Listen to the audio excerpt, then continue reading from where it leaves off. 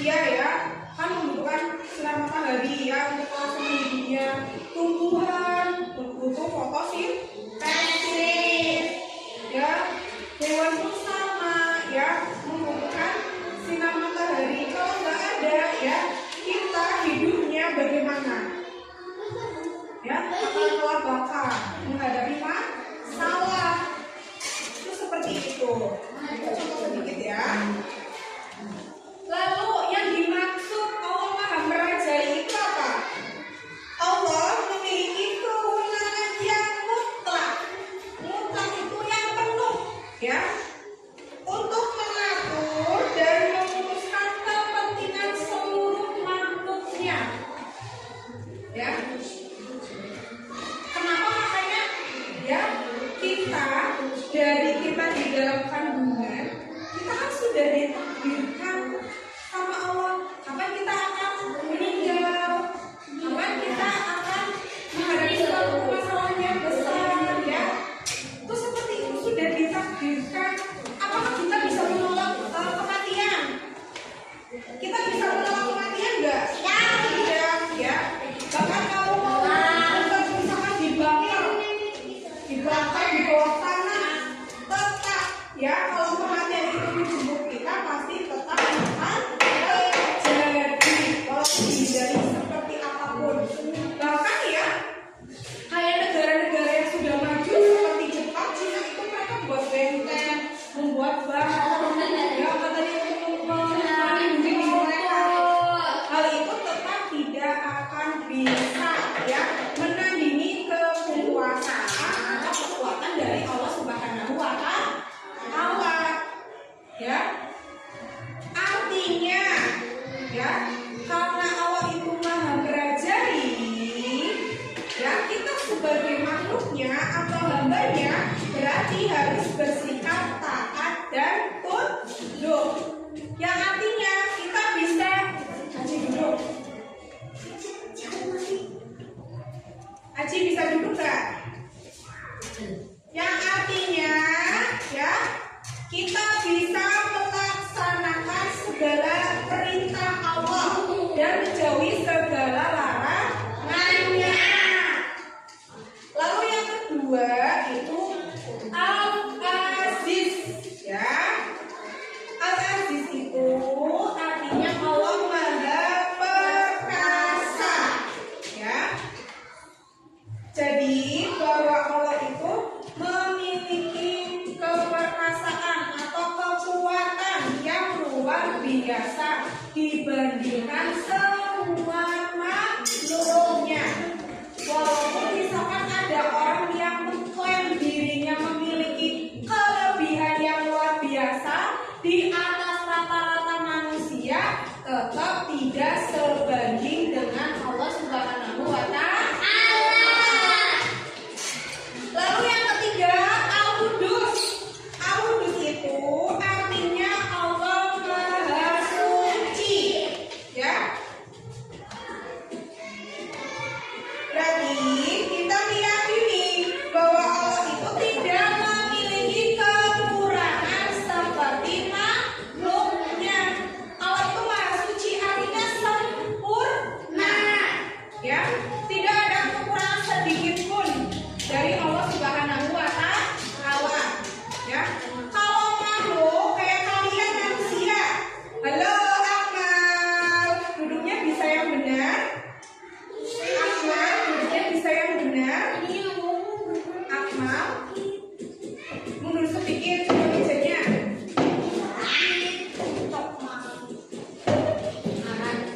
Artinya kalau manusia itu kan memiliki kelebihan, tetapi juga ada kekurangannya ya.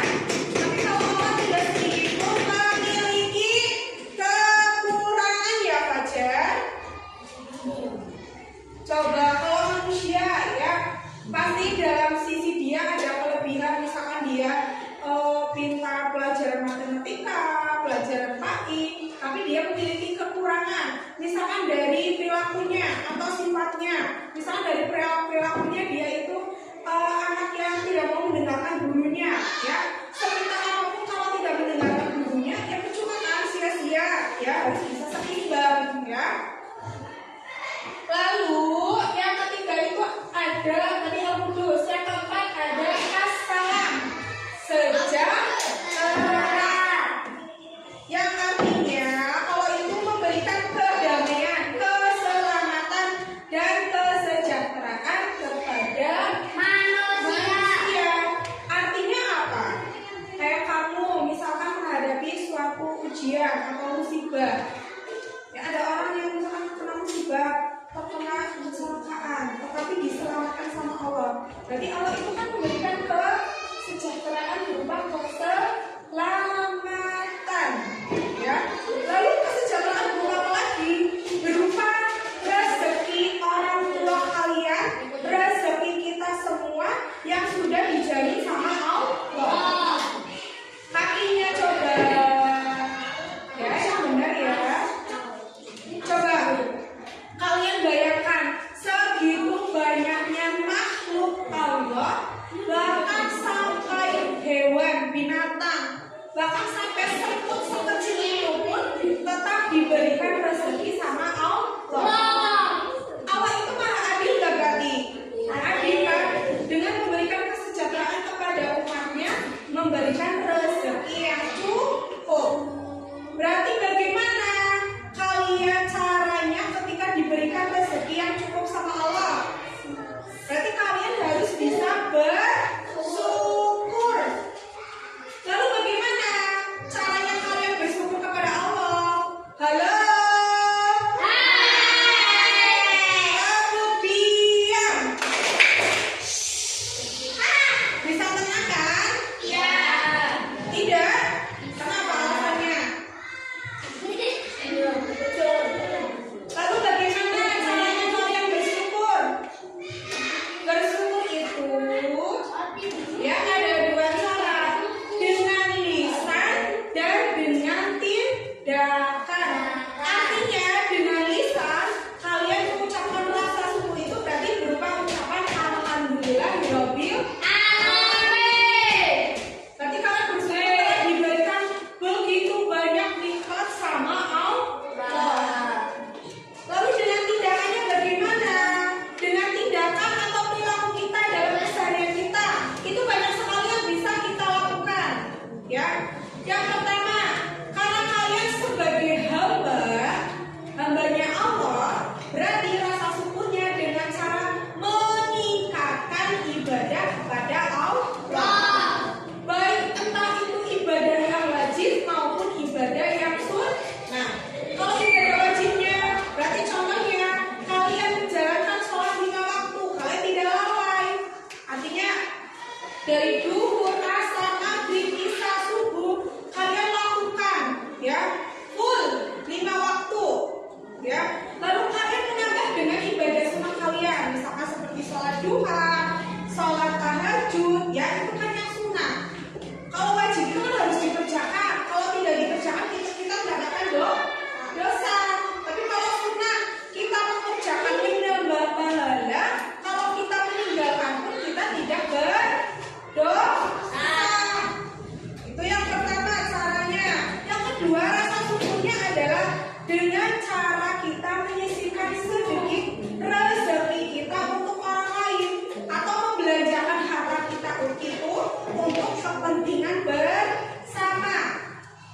Misalkan kepentingan orang lain, kamu melihat anak yatim piatu yang kelaparan, kekurangan, ya, kalian perhatikan dengan cara menyisihkan uang kalian misalkan untuk membeli makanan buat mereka, ya, itu kan juga salah satu kalian beramal. Lalu ada lagi dengan cara apa? Misalkan kalian berinfak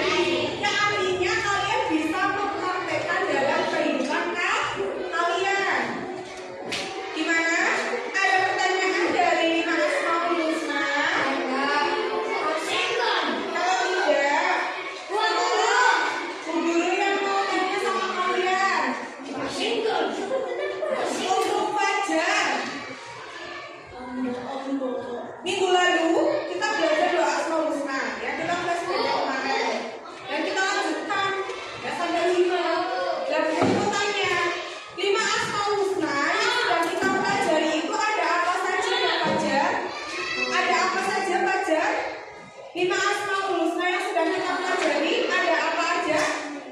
Yang pertama, Asmaul Husna tentang apa? Namanya apa? Asmaul Husna apa? Fajar. 5. Udah ada di papan tulis. 5 Asmaul Husna yang sudah kita pelajari. Apa? Apa Mahir? Yang pertama, Al-Malik. Artinya apa Fajar? Raja. Yang kedua, artinya apa Al-Qasim itu? Nah, perkasa. Yang ketiga, artinya yang keempat, apa itu as-salam? Yang kelima, artinya oke, bagus. Sudah bisa dipahami sama kalian? Ya harus paham dong ya.